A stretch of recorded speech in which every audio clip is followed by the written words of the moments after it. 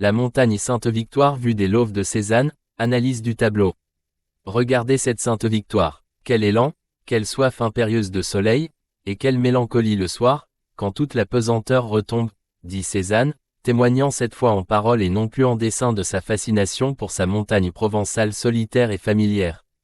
Les biographes se sont longtemps interrogés sur le choix de ce thème récurrent et obsessionnel de la Sainte-Victoire. Il y a là d'abord, sans doute, des raisons sentimentales.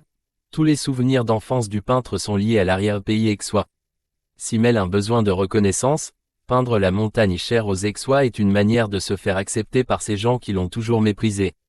Certains ont vu dans le choix du thème de la montagne un symbole, Cézanne solitaire, ermite de la peinture comme la Sainte-Victoire isolée en pleine campagne, ou Cézanne s'élevant vers les cieux ou les ténèbres. À la fin de sa vie, le peintre se comparant à Moïse, écrit à Ambroise Vollard, « Je travaille opiniâtrement, j'entrevois la terre promise. » Or, c'est au sommet du mont Sinaï que le prophète reçut les tables de la loi.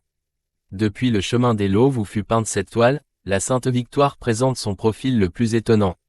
C'est là, installé dans un pré, que Cézanne réalisa ce que beaucoup considèrent comme ses plus belles œuvres, 11 huiles et une quantité d'aquarelles de sa chère montagne. Cette représentation de la Sainte-Victoire est sans doute l'une des plus toniques jamais réalisées par Cézanne. Le musée de Kansas City où est exposée cette toile a été créé en 1933.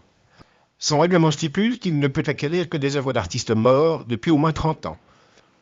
La montagne Sainte-Victoire, vue des Lauves, fut achetée 33 ans après la mort de Cézanne.